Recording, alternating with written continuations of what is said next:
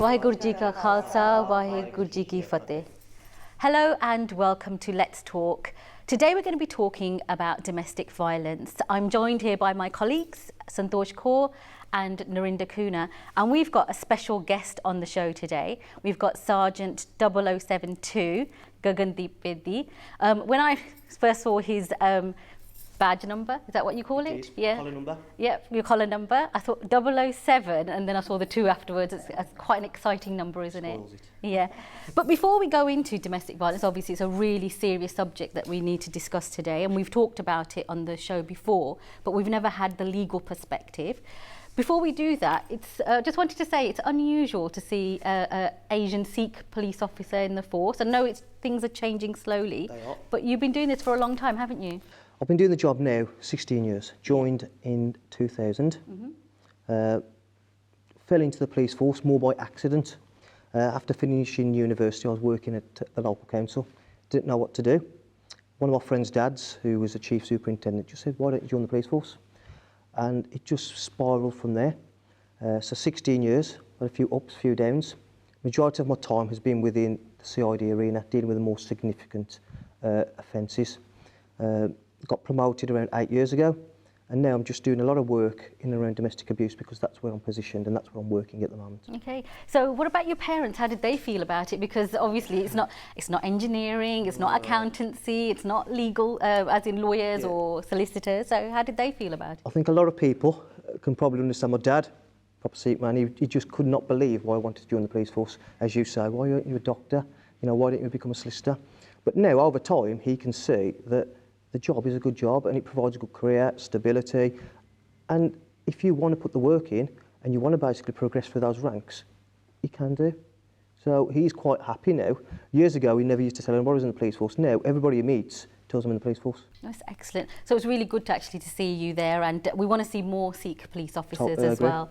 And they can also help because they understand, don't they, the issues and concerns of our community better than officers maybe from the sort of generic population. I think it also helps because obviously there's that barrier, isn't there, between communities and statutory agencies.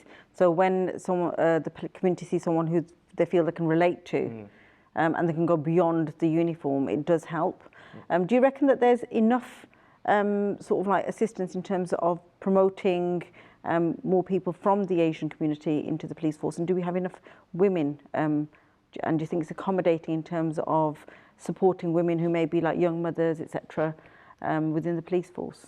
I have seen, obviously in the last 16 years, when I joined, Sikh officers or Asian officers or people from ethnic minorities was quite minimal. Over the last 7-8 years, I've seen a stark change.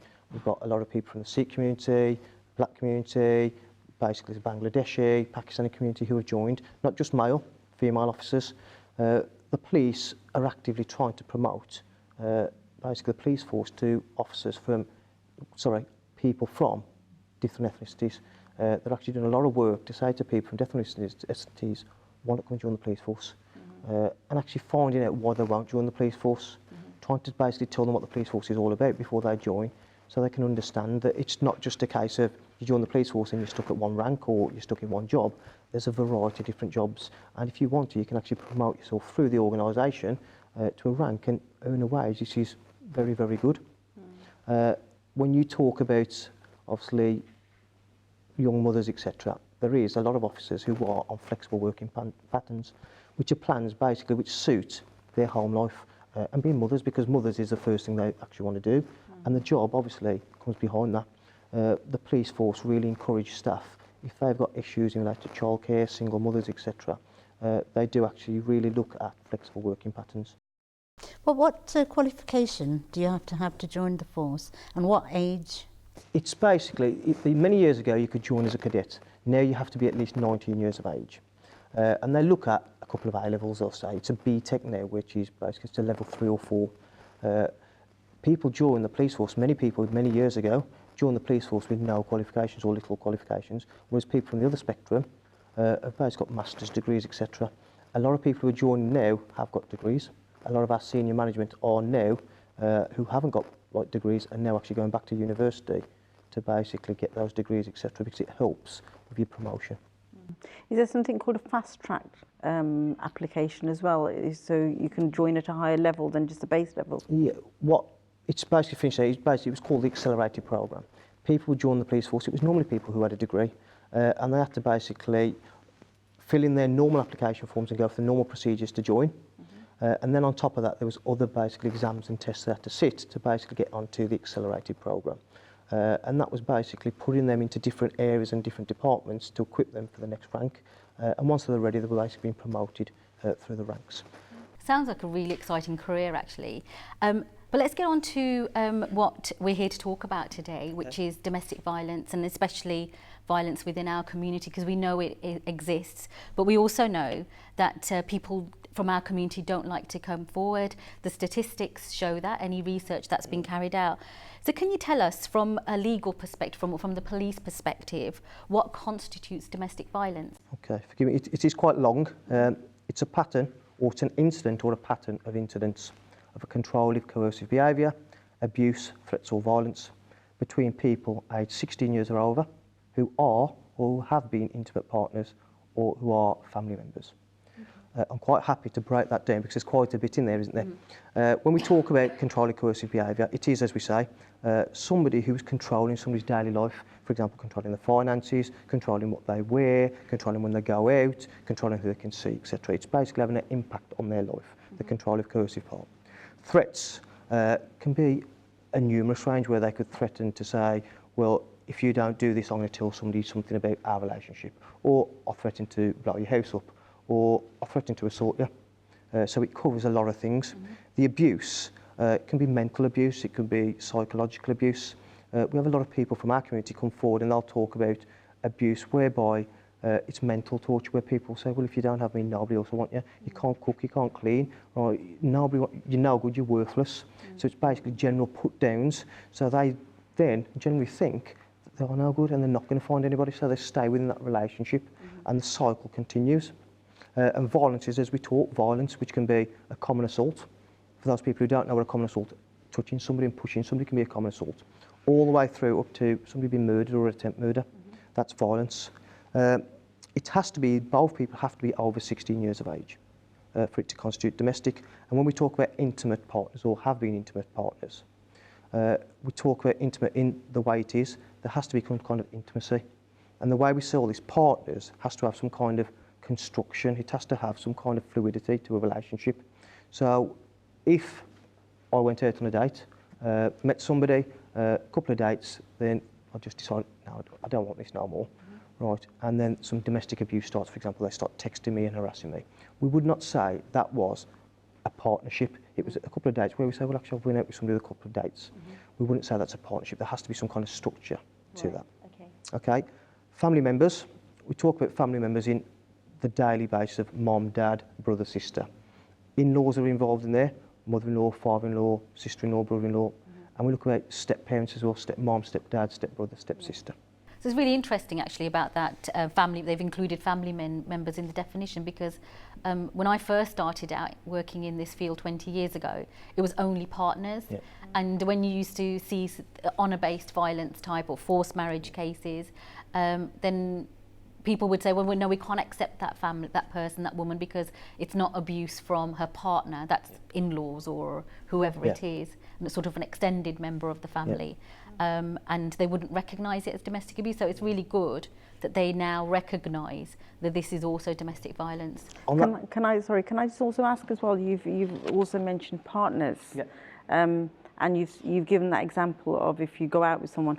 Just for clarification, can I ask you, so if someone was going out with someone, they weren't married or they weren't engaged to that person, so they didn't have any legal definition of being a partner, and so they were a long-term boyfriend or girlfriend, and they were the ones that caused abuse, would that still be counted, and would you still act upon that? Yes, it would. I mean, we look at the intimacy part, and I'll be quite frank and say some people will go out, they'll have a one-night stand, and then they decide, I don't want nothing to do with that person again. To most, you've got the intimacy, but you haven't got a partnership. You haven't got some kind of structure or degree of a relationship.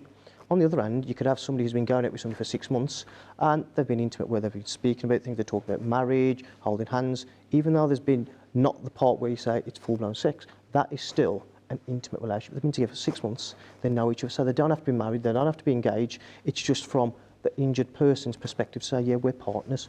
We're partners. There is that degree. We talk every day. We've gone out a couple of times, or we've gone out a few times. We've met family members, we've met friends.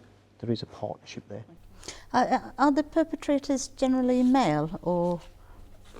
In my dealings, the majority of the perpetrators are male, yes. But it has to be said, we have to look at it the other way, that we do have perpetrators who are female, but the majority are, yes, male.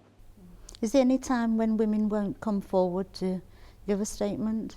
There's a lot of occasions where they won't, and that's just basically whether it's cultural, whether they're just too scared, etc. What we do look at victimless prosecutions within the police force.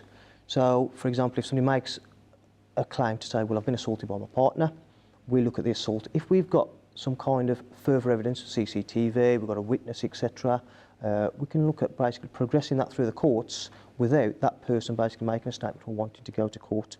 We can get evidence surrounding that and try and get a charge and put that person before a court without a statement or the person actually wanting to go to court. Yes, we can.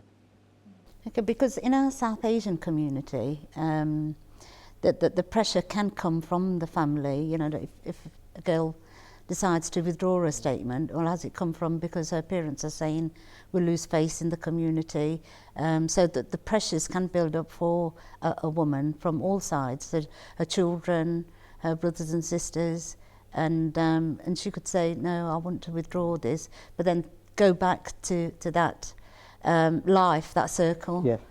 We do obviously offer, within our public protection unit, we have dedicated domestic abuse units who undertake the investigation, so we'll say the criminal part. We have specialist officers who are safeguarding officers. So if the risk is deemed as high risk or medium risk, we can actually implement safeguarding issues whereby we can look at rehousing, taking them out that cycle, we can offer them support, we can offer them guidance. So we have specific officers who are specifically trained, right, to work with external agencies, right, to basically safeguard and draw that person out if they want, out of that, obviously, that the domestic abuse they're suffering, and take them away and basically safeguard them, basically, and look after them and help them basically the rest of their life. So if somebody doesn't want to be removed, because obviously they've got a home, you've got your family, you build, a woman builds a home, doesn't she? There's that saying about give a woman a house and she turns it into a home. And you know, she's got children, they're settled. What help is there then if she wants to have the perpetrator, husband or a partner removed? Is there help? Can the police help with that? Well, there is different ways. Obviously, if there's criminal offences, obviously we can deal with the criminal aspect and basically put it before a court. If we're undertaking an investigation, if we don't charge them, we put them on bail. So they have bail conditions, for example, not to go to that address, not to speak to that person, etc. That's the part when it hasn't been finalised. If we go to court and somebody's been charged and convicted, we always ask for restraining orders. So it's a criminal, basically, restraining order where the judge will order a restraining order whereby, for example, that person, that male or female, can't have any contact with the other person. If they do, then basically they could be arrested and put back before a court, and then we look at sentencing and around that. So there is that kind of support if they think, well, actually, I don't actually want to go through that. There is obviously non-molestation orders that they can go through without even coming to the police. If they go to a solicitor and say, this is happening between me and my partner, I don't want to go to the police. However, I want to get a non-molestation order, which is like a restraining order, but it's more of a civil matter. Then basically they can go and basically get that through their solicitors or the solicitor's advice and start the ball rolling. We do have an agency called the NCDV that basically we give to all our victims of domestic abuse. It's a card they can contact, and sometimes within 24 hours they can get a non-molestation order in place for that person. Can you just tell us what the NCDV, because a lot of our viewers won't know. It's the National Centre for Domestic Violence. Right, okay. So what they do, they basically support victims of domestic violence, which is now domestic abuse. What people can do, saying, well, actually, I don't want to make a complaint. I don't want to go through the judicial process. But what I want to do is stop this person coming to me or speaking to me or having any contact with the children. We refer them to the NCDV, which is just a card, which is a phone number. They can search on the internet for the NCDV, right, and they ring, have a discussion with a trained person on the other side, trained solicitors, and they give them advice and guidance. And they actually go and actually get those non-molestation orders for these people. It's really good to know, isn't it? Because then a lot of women will read about going to the police, but actually there's a route there. So if they want protection, they can go to this organisation to get help. You know, it's, according to statistics, 1 in 10 calls are related to domestic violence or domestic abuse. Can you tell me what's been done to upskill officers so they get a better understanding of cultural sensitivities within the police force? About 2.5, 3 years ago, the West Midlands Police took a brave step to basically set up domestic abuse teams, departments. So within every area, for example, there'll be one for Samuel, one for Dudley. Those officers are trained in and around domestic abuse, and it's basically staffed with officers from different ethnicities, from the Sikh ethnicity, from the Muslim ethnicity, from the English ethnicity. And they basically, every day, their job is to deal with domestic abuse investigations.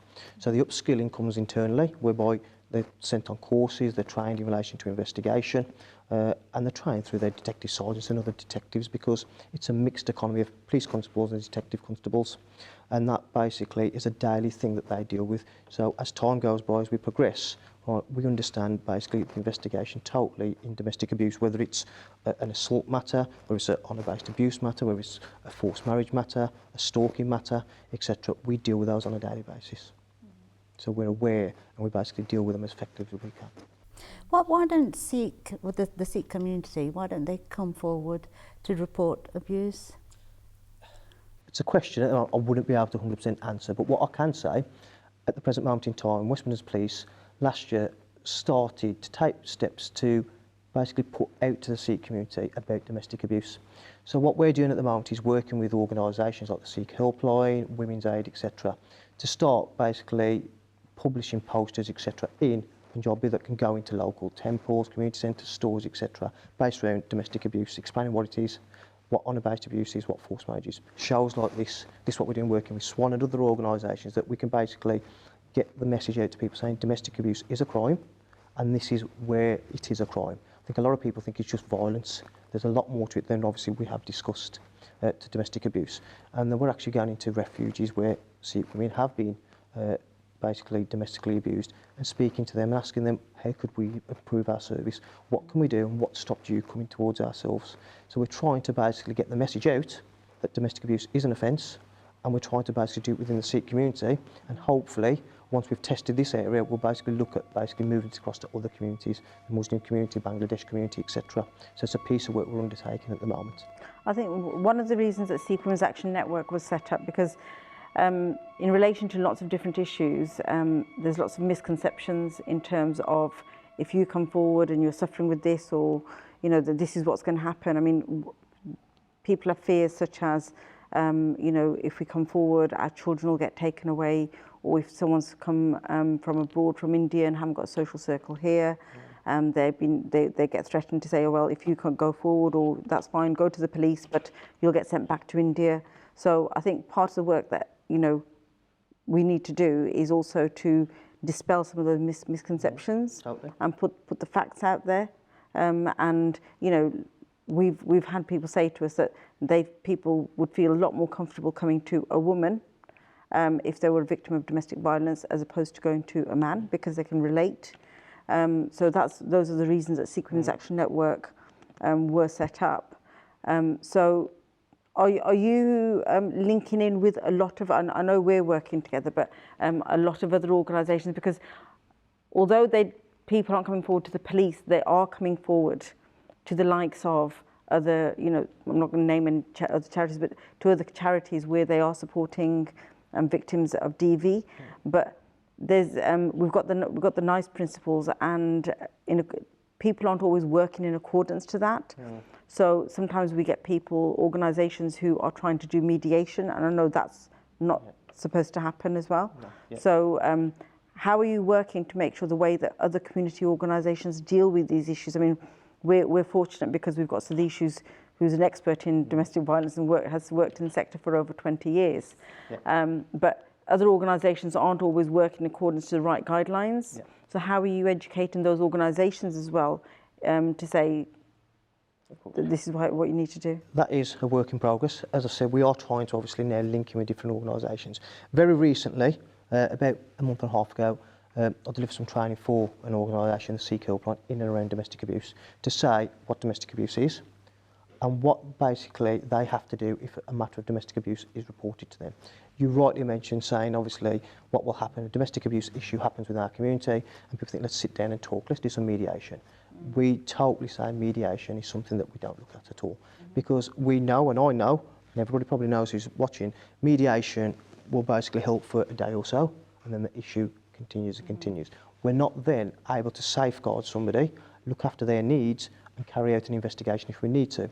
So we are trying to get in with different organisations and deliver training to their staff in relation to the do's and don'ts in relation to domestic abuse, and when they should be referring things through to ourselves, or if they don't want to refer to ourselves directly, there is obviously anonymous numbers that they can ring and refer issues through to.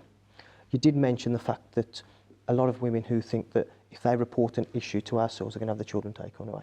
That's the last thing that we want to do, and that's something I can dispel. I can dispel a lot of people's fears to basically say, well, we're not there to that. We're there to support the family network on a whole. Can I ask a quick question then, Gagandeep, then? Because social media is an issue that's sort of more and more in the limelight, and people use social media, don't they, for the purpose of abusing somebody. And I know we haven't got a lot of time left now, so if we could have a quick answer around, tell us a bit about these new stalking laws and the, you know, the harassment laws that have come about, you know, for somebody who's being harassed through texting, emailing, social media, those types of things. Can you tell us a bit about that quickly?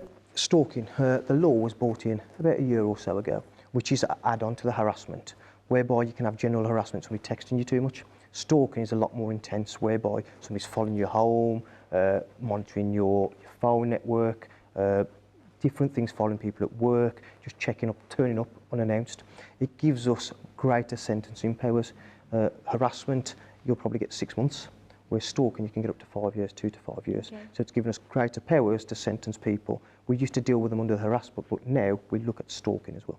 Thank you very much for coming today. But are there any final words? Because we've got to wrap up now. But are there any final things that you want to tell us, or you know, sort of tell our viewers about? Yes, I would like to say, obviously, West Midlands Police do take domestic abuse very seriously. We're committed to protecting victims of domestic abuse, whichever ethnicity or background they're from. And we will deal with perpetrators as robustly as possible for the court system and look at maximum sentences. We just want people to come forward and report abuse and trust the police and engage with ourselves. Okay, thank you very much, and hopefully we'll be able to get you back on a show in the future. So viewers, thank you very much for tuning in to Let's Talk. If you've got any comments that you want to make about the show, if there's any questions you want to ask about domestic violence or any other subject matter, you can log on to our Facebook page, which is the Sikh Women's Action Network, and we'll be happy to put those questions either to Sgt Gagandeep or to anybody else, any specialist that you want us to invite in. So tune in again to us, same time again next week. Waheguru ji ਕਾ ਖਾਲਸਾ ਵਾਹਿਗੁਰੂ ਜੀ ਕੀ ਫਤਿਹ।